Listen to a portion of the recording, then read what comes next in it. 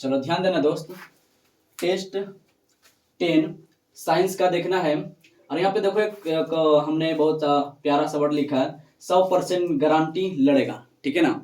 तो दोस्त इससे ऐसा लिखने का पर्पस यह है कि बहुत ज्यादा चांस है कि आपको इससे लड़ेगा ही लड़ेगा। और आपने अगर वीडियो देखा होगा तो आपको बहुत ही भरोसा और विश्वास होता होगा कि हम कैसा बताते हैं ना, जरूर आपको बहुत अच्छे तरीका से समझ में आता होगा, ठीक है। चलो ठीक है, स्टार्ट करते हैं सवाल नंबर 15 से, ठीक है। अगर आप थोड़ा सा भी अध्ययन करते हैं दोस्त, आपका एक भी सवाल एग्जाम में नहीं छूटना, ठीक है ना, ये मेरा पूरा 100% भरोसा है दोस्तों। चलो देखना सवाल, बड़ा प्यार से पढ़ना दोस्त। एक्वा रेजिया मिश्रण में HCl को कहते हैं हाइड्रोक्लोरिक अम्ल, है ना, और HNO3 को कहते हैं नाइट्रिक अम्ल का अनुपात होता है। अब देखो इसमें बहुत सा प्यारा सा, तुमको बहुत प्यारा सा बड़ करके समझाते हैं। इसमें देखो कितना होता है, रट लेता है, हम कहेंगे रटना मत दोस्त, है ना। आज के बाद आप कभी गलती नहीं करेंगे इसमें एक्वारेजिया में। तो पहले हम अनुपातिक राशि समझा देते हैं, उसके बाद इसके आगे इसका जो और क्या इसमें क्या क्या क्वेश्चन होता है उसके बारे में बताएंगे, ठीक है ना। समझना बड़ा प्यार से। यहाँ पर होता है कि पहले तो अगर सब्जेक्टिव में पूछ दे कि एक्वारेजिया किसको कहते हैं, तो HCl का एक अणु तथा नाइट्रिक अम्ल का 3 अणु, नाइट्रिक अम्ल का कितना भैया, 3 अणु के मिश्रण को, है ना, एक्वारेजिया कहते हैं। अब यहाँ पे समझना दोस्त, अगर आपसे पूछे कि हाइड्रोक्लोरिक अम्ल तथा नाइट्रिक अम्ल, इसको क्या बोलते हैं, हाइड्रो लिख देते हैं,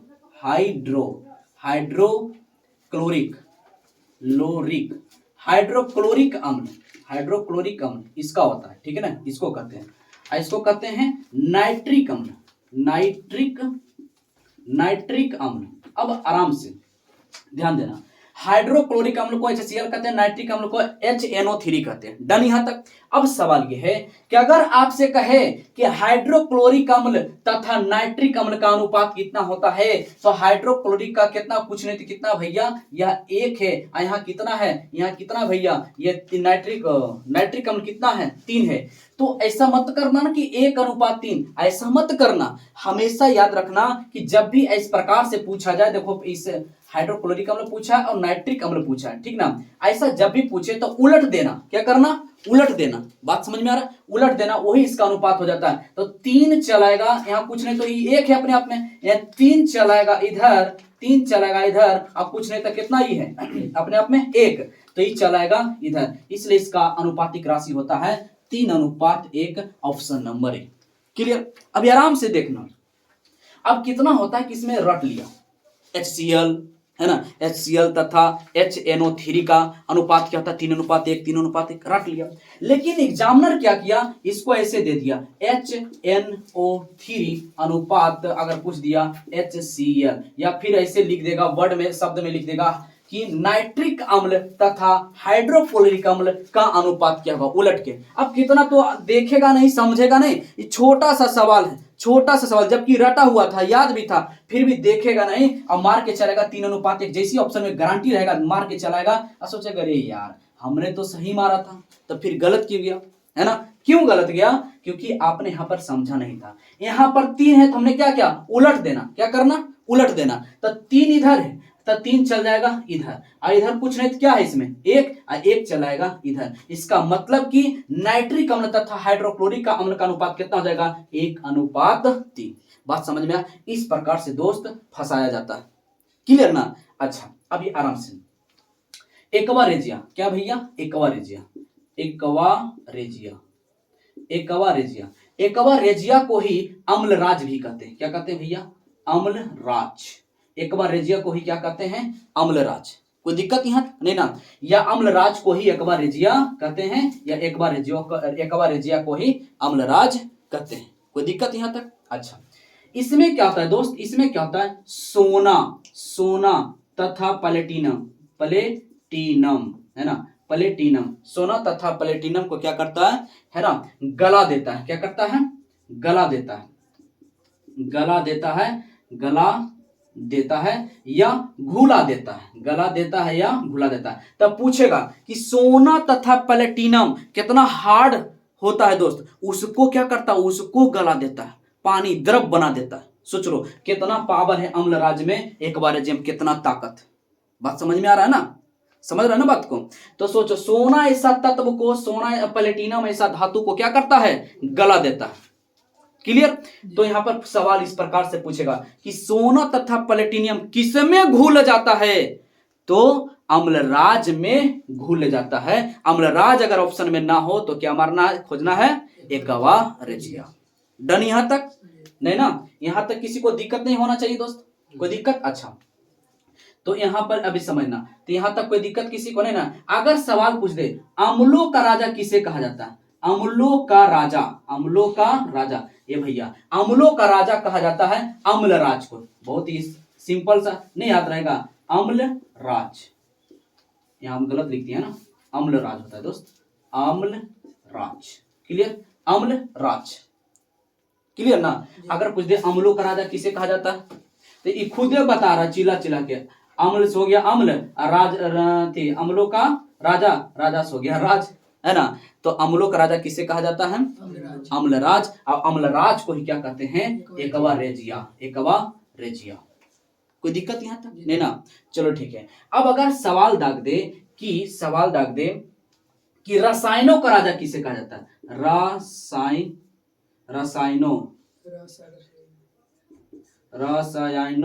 रसायनों का राजा, रसायनों का राजा किसे कहा जाता है, तो भैया H2SO4 को कहा जाता है। H2SO4, H2SO4 के मतलब हुआ दोस्त सल्फ्यूरिक अम्ल, सल्फ्यूरिक अम्ल, सल्फ्यूरिक अम्ल को कहा जाता है। ठीक है, रसायनों का राजा तो सल्फ्यूरिक अम्ल, सल्फ्यूरिक अम्ल का सूत्र H2SO4, अम्लों का राजा अम्लराज। क्लियर, जिसको एकवा रेजिया कहते हैं। एकदम पूछ देगा, कोई दिक्कत। सल्फ्यूरिक अम्ल को ही कशिश का तेल भी कहा जाता है, कशिश का तेल, तो कह देगा कशिश का तेल के नाम से जाना जाता है, तो सल्फ्यूरिक अम्ल को जाना जाता है। कोई दिक्कत यहां तक नहीं ना। तो हमें पूर्ण विश्वास है आपको बहुत अच्छी तरह से समझ आया होगा।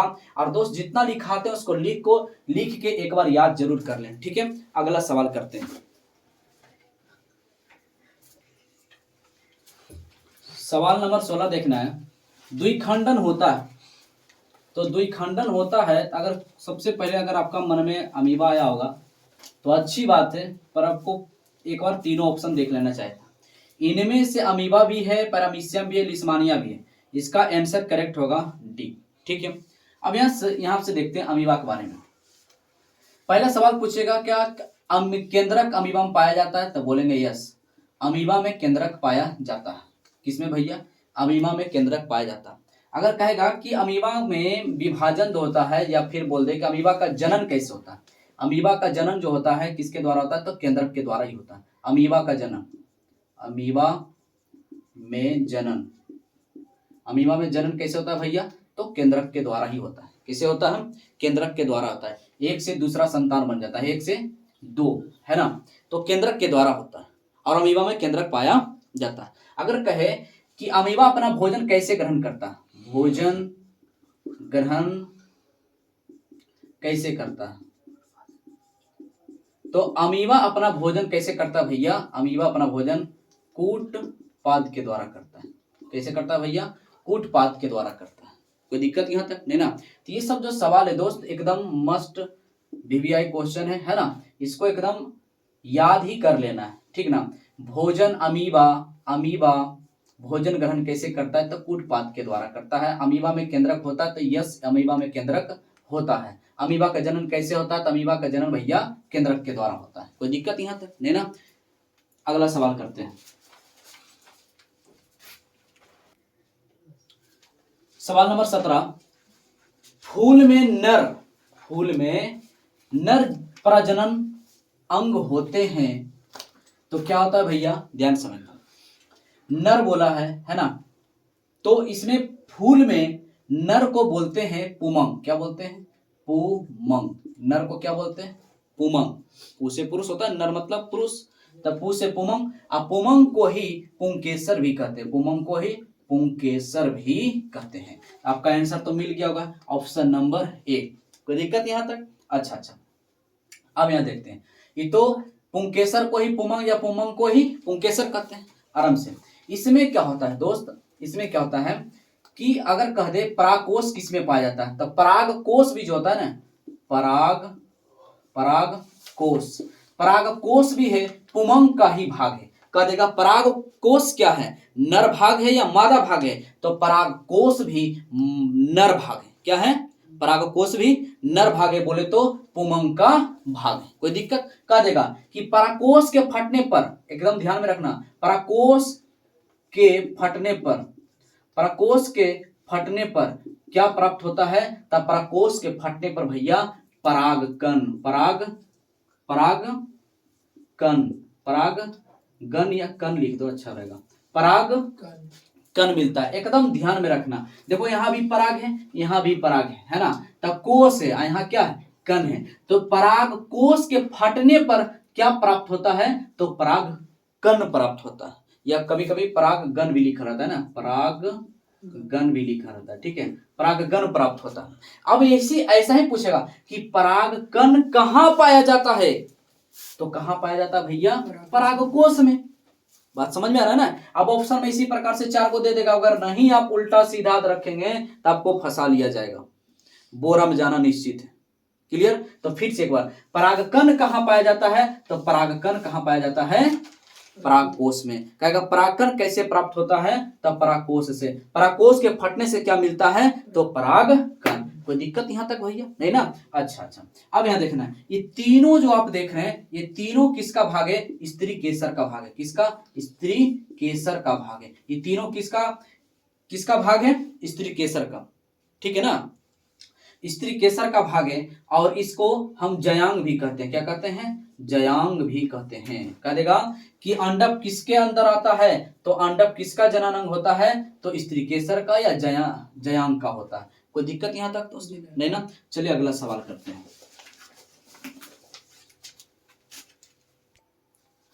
सवाल नंबर 18 देखना है, बोलता क्या है दोस्त, बोला कि अंडाणु निषेचित होता है।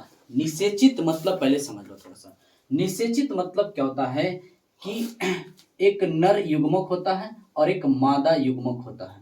जब ये दोनों का संलयन होता है तब उसको हम निषेचन करते हैं। क्या कहते हैं, निषेचन करते हैं, ठीक है ना। लेकिन सवाल हमसे पूछा है कि निषेचन की घटना, निषेचन की क्रिया कहाँ होती है, तो निषेचन की क्रिया दोस्त फैलोपियन ट्यूब में होती है। कहाँ होती है, फैलोपियन ट्यूब भी कहते हैं या नलिका कहते हैं। फैलोपियन ट्यूब को ही डिम वाहिनी भी कहते हैं, डिम वाहिनी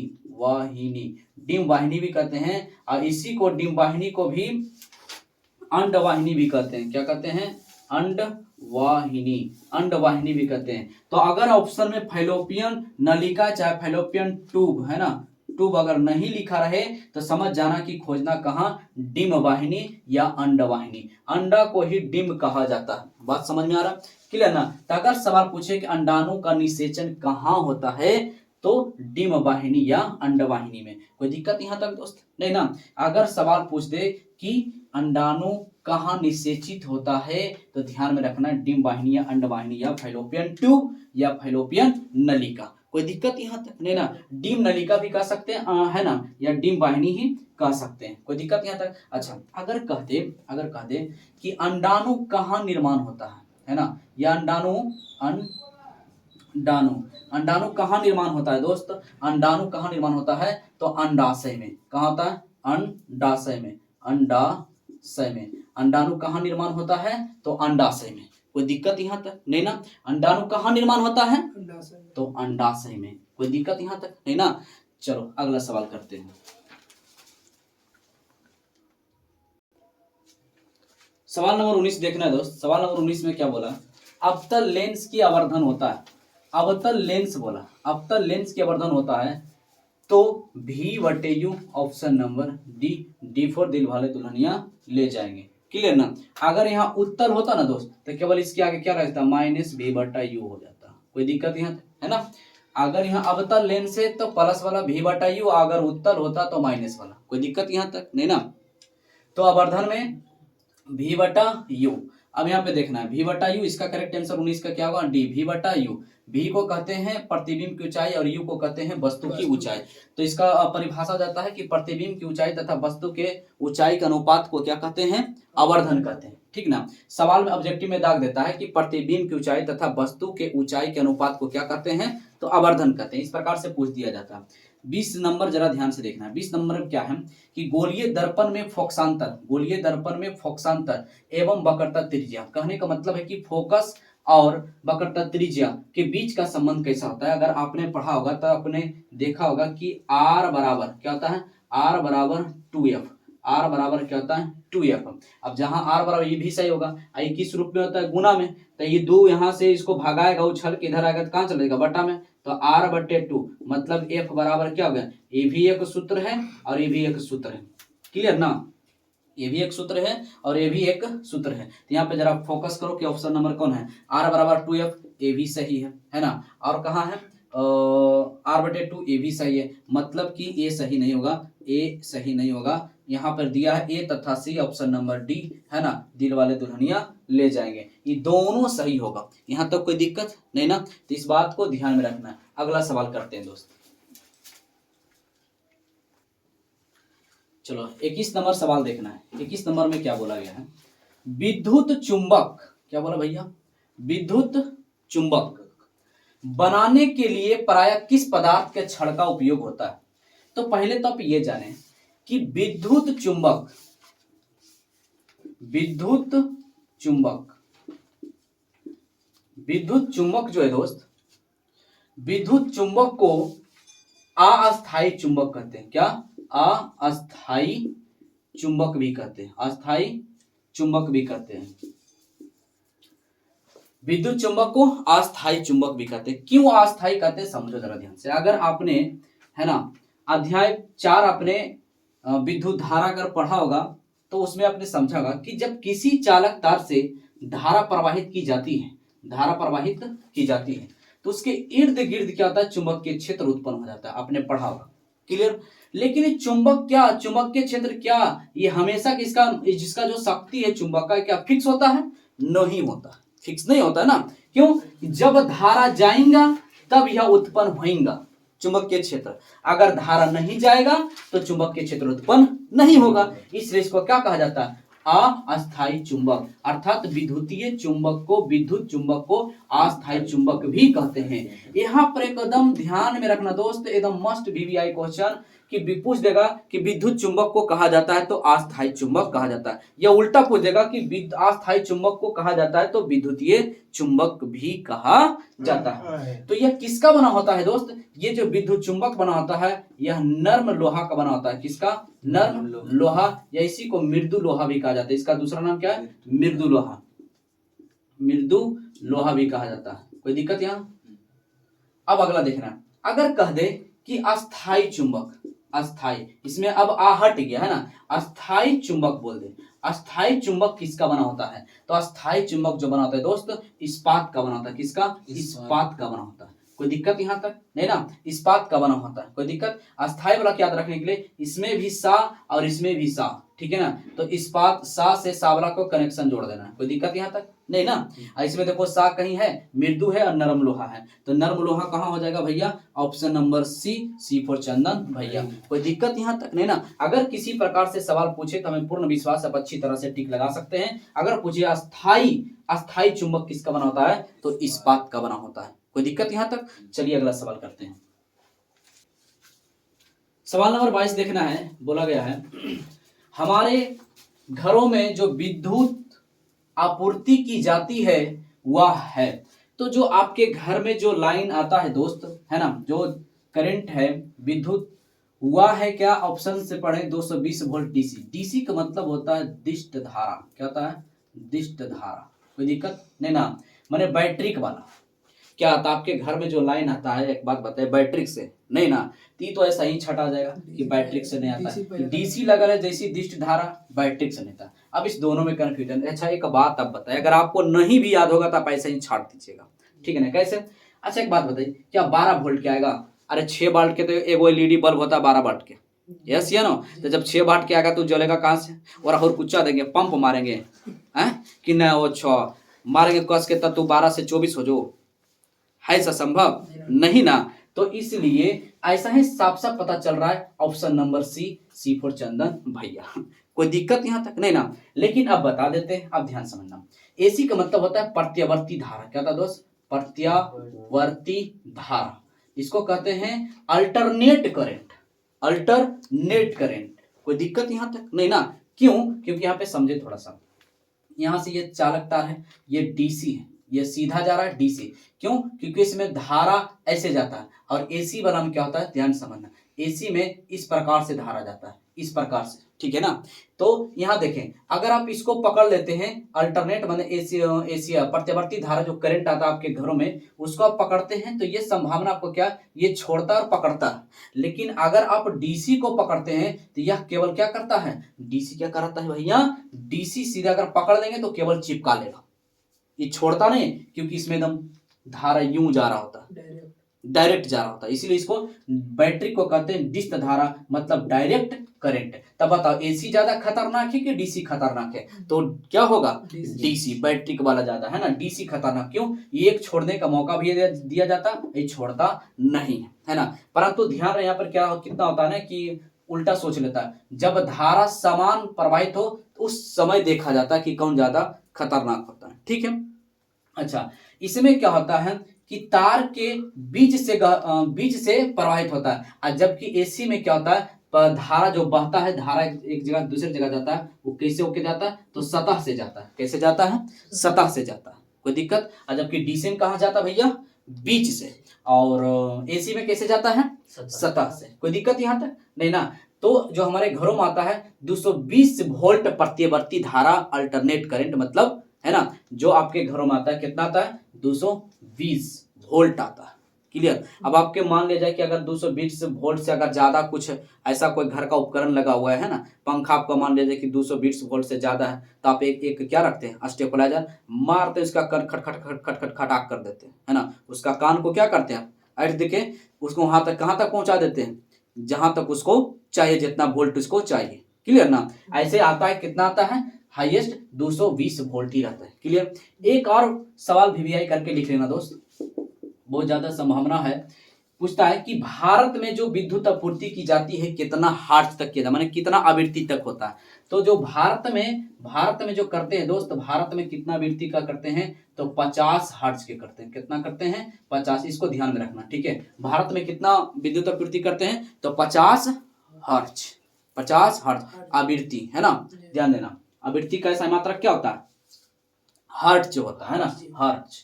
ठीक है। अच्छा, सवाल नंबर 23 को जरा देखना। सवाल नंबर 23 क्या बोला है, किसी वस्तु का प्रतिबिंब, प्रतिबिंब मतलब छाया, है ना। तो किसी वस्तु का प्रतिबिंब आंख के जिस भाग पर पड़ता है वह क्या कहलाता है। तो ये भैया, तो किसी वस्तु का प्रतिबिंब जो आंख पर पड़ता है, तो पहले तो आप ये समझें कि आंख पर प्रतिबिंब आंख के अंदर कहाँ बनता है, तो रेटिना पर बनता है। इसका करेक्ट आंसर हो जाएगा option number B for Baahubali. Clear? अब यहां तक देखना, ध्यान देगा, हेलो भैया, हेलो हेलो हेलो, ध्यान देगा। यहाँ पर क्या है, रेटिना। पहले तो आप ये जाने कि अगर किसी वस्तु का प्रतिबिंब, वस्तु का प्रतिबिंब कहाँ बनता है भैया, रेटिना पर। रेटिना, टीना हमारा एक दोस्त था, ठीक ना, टीना हमारा दोस्त था, क्लियर ना। तो उसका क्या, वस्तु का प्रतिबिंब कहाँ बनता है, रेटिना पर। कहाँ बनता है भैया, रेटिना पर। लेकिन कैसा बनता है, तो बाऊ बनता है। कैसा बनता है, बाऊ। अब बाऊ मत याद कर लेना, वा से वास्तविक याद रखने के लिए हम आपको बता रहे हैं, वा से वास्तविक, वास्तविक, वा से वास्तविक, और एवं उसे उल्टा। कैसा प्रतिबिंब बनता है, तो वास्तविक और उल्टा। तब पूछेगा कि रेटिना पर कैसा प्रतिबिंब बनता है, तो वास्तविक एवं उल्टा, वास्तविक एवं उल्टा। रेटिना का दूसरा नाम क्या है भैया, रेटिना का दूसरा नाम है दृष्टिपटल, दृष्टिपटल। याद रहेगा, है ना। या तो अगर ऑप्शन में रेटिना नहीं होता तो ऑप्शन में क्या होता, तो ऑप्शन में दृष्टिपटल होता। अगर आप नाम नहीं याद रखते हैं दोस्त, तो भी आपको, अगर आप रटे होंगे रेटिना, रेटिना वस्तु का प्रतिबिंब कहाँ बनता है, रेटिना, रेटिना, रेटिने ऑप्शन से गायब कर दिया जाएगा। उस समय आप क्या कीजिएगा, है ना। इसलिए आपको एक ही चांस है, हर हाल में आपको याद रखना है, रेटिना का दूसरा नाम दृष्टिपटल होता है। अगर रेटिना नहीं होके क्या होता, दृष्टिपटल, तो इसलिए हमारा करेक्ट आंसर हो जाता क्या, बी फोर, है ना, भाव नहीं देना है। क्लियर ना। चलो ठीक है दोस्तों, अगला सवाल करते हैं। चलो थोड़ा सा अच्छा कॉर्निया के बारे में जान लेते हैं, आइरिस के बारे में जान लेते हैं ना। यहाँ तक तो किसी दिक्कत नहीं होना चाहिए, ठीक है।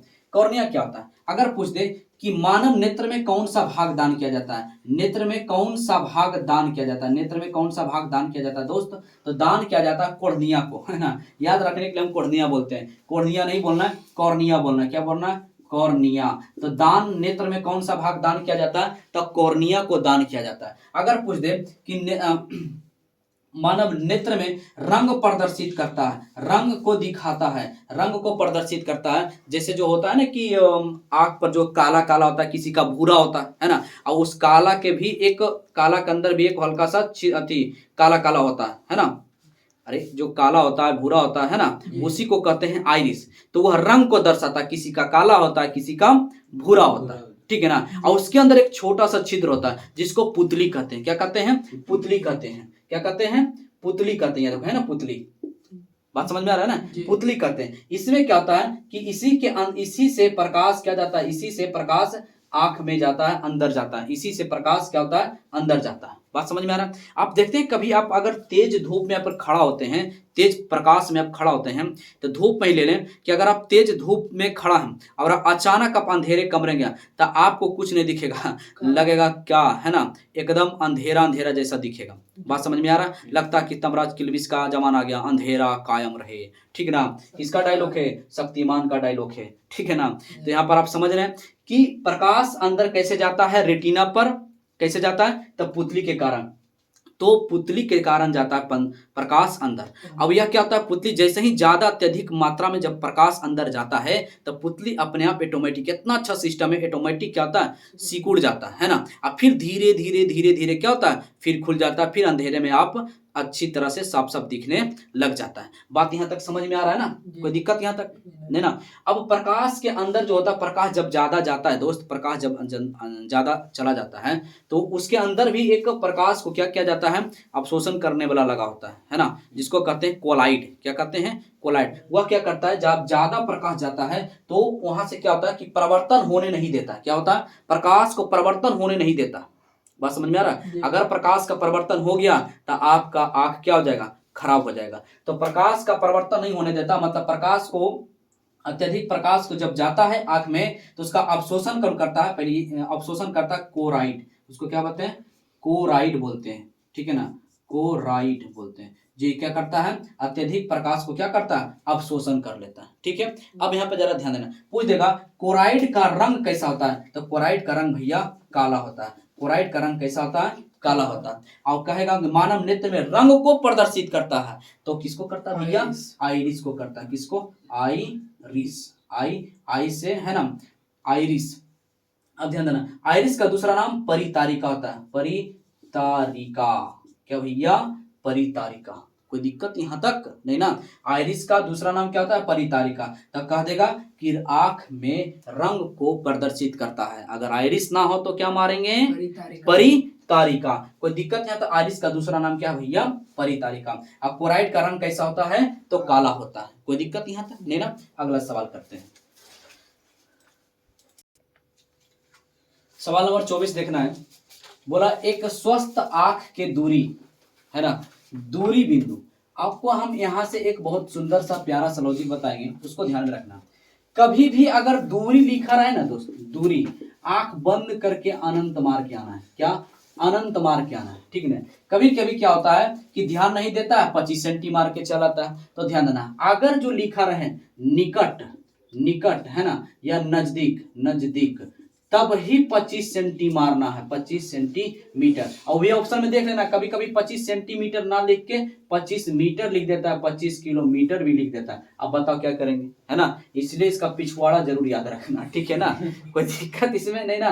तो 25 सेंटीमीटर जरूर याद रखना, 25 सेंटीमीटर। निकट बोले, कहे दे, अगर कहे कि एक स्वस्थ आंख को नजदीक या निकटतम देखने के लिए, निकटतम देखने के लिए कितना बिंदु होना चाहिए, दूर होना चाहिए, तो ध्यान देखना है कि निकटतम लगल रहे। अब चाहे निकटतम के बाद कहीं भी दूरी लिखल रहे, चाहे कुछ भी लिखल रहे, है ना, तो हमेशा क्या मारना, 25 सेंटीमीटर मारना, ना कि मीटर किलोमीटर मारना, ठीक है। लेकिन अगर कभी भी ऐसा नजदीक नजदीक निकटतम ऐसा कोई शब्द नहीं दिखे, अगर दूर दिखे, दूरी दिखे, आंख बंद करके किसको मारना भैया, अनंत को मार के चलाना, ठीक है ना। अनंत को मारोगे तो आनंद भी आ जाएगा, ठीक है ना। चलो ठीक, सवाल नंबर 25 देखना, जीवाश्म ईंधन, इसका ऑप्शन नंबर अच्छा ऑप्शन डी हो जाएगा इसका, ऑप्शन नंबर डी, कोई दिक्कत यहां तक, ठीक। सवाल नंबर 25, जीवाश्म ईंधन की ऊर्जा का वास्तविक स्रोत है। जरा ध्यान से इसको समझना, ठीक है ना, इसमें जरा ध्यान से समझना क्या होता है। इसमें इनमें से कोई नहीं अगर मारा होगा तो गलत आपने मारा होगा, ठीक है। क्या होता है, पहले आप जीवाश्म ईंधन के बारे में समझिए, जीवाश्म ईंधन और उसके बाद ऊर्जा होता है क्या दोस्त, है ना। करोड़ों वर्ष, है ना, लाखों वर्ष, अगर क्या होता है कि जंगल या लकड़ी वगैरह सब क्या होता है, मिट्टी के अंदर, जमीन के अंदर दबा होता है, ठीक है। तो वो जो लकड़ी जो दबा है तो बना था किसके कारण, है ना, सूरज के प्रकाश के कारण। किसके कारण, सूरज के प्रकाश के कारण। अब वो बना क्या, कोयला, बना क्या, कोयला। तो आप यहां तक ये जानते हैं कि जीवाश्म ईंधन की हम बात करें तो आप कोयला बोल सकते हैं, यस या नो, ध्यान से समझना, कोयला बोल सकते हैं, पेट्रोल बोल सकते हैं, गोबर बोल सकते हैं, इस सब में क्या है, जीवाश्म ईंधन है। लेकिन यहां पर के ध्यान समझना, ये जो यहाँ ऊर्जा डाला गया है या फिर नहीं भी रहता तो कोई दिक्कत नहीं, जीवाश्म ईंधन बोला है तो जो लकड़ी बना था, जो उसके ईंधन जो ऊर्जा हुआ, तो पहले ध्यान समझना, लाखों वर्ष पूर्व मिट्टी से दबे, है ना, जो होता है ना, मिट्टी से दबे लकड़ी वगैरह जो होता है, उससे जो प्राप्त ईंधन होता है उसी को हम जीवाश्म ईंधन कहते हैं। बात समझ में आ रहा है। तो उसमें जो ऊर्जा था वो ऊर्जा आया कहां से, तो सूरज के प्रकाश, जैसे कि आप अब समझे ऐसे कि लकड़ी कैसे बनता है, बड़ा मोटा कैसे होता है, प्रकाश संश्लेषण की क्रिया के कारण है। तो उसमें ऐसा क्या गुण जा रहा है, तो ऊर्जा का गुण जा रहा है किसमें, सूरज के विकिरण द्वारा। किसके द्वारा, सूरज के विकिरण के द्वारा उसमें ऊर्जा माने ऊष्मा जाता है ना, तो सूरज के विकिरण के द्वारा, तो इसलिए प्रकाश संश्लेषण की क्रिया हो रहा है। तो यहाँ पर ध्यान देना, इसमें अच्छा दोस्त इनमें से कोई नहीं मार देता है, ठीक ना। तो ध्यान रखना यहाँ पे कि जीवाश्म ईंधन की ऊर्जा का वास्तविक स्रोत क्या होगा, तो वास्तविक स्रोत जीवाश्म ईंधन क्या हो जाएगा, बहुत ही खतरनाक क्वेश्चन है, इसका ऑप्शन नंबर सी हो जाएगा, सूरज इसका करेक्ट आंसर होगा, ठीक है ना दोस्त। इसका आंसर करेक्ट क्या होगा, सूरज होगा। क्योंकि यहाँ पर आप समझ ही नहीं पाएंगे, है ना, तो यहाँ पर हमने अच्छी तरीका से समझाने का प्रयास किया, ठीक है, कि कैसे जीवाश्म ईंधन होता है, ठीक है ना। तो जीवाश्म ईंधन की ऊर्जा वास्तविक स्रोत क्या होगा भैया, ऑप्शन नंबर सी, सूरज का होगा। कोई दिक्कत, हमें पूर्ण विश्वास है दोस्त आप अच्छी तरह से समझ गए होंगे, ठीक है ना। तो एक प्यारा सा छोटा सा मेरा HW पूरा कर देना दोस्त, क्या शेयर कर देना है, कमेंट कर देना है ना, और सब्सक्राइब जरूर कर देना, ठीक है। मिलते हैं अगले वीडियो में, तब तक ले दोस्त खुश रहें, खुशियां बांटते रहें, हंसते रहें, हंसाते रहें, तब तक ले दोस्त बाय।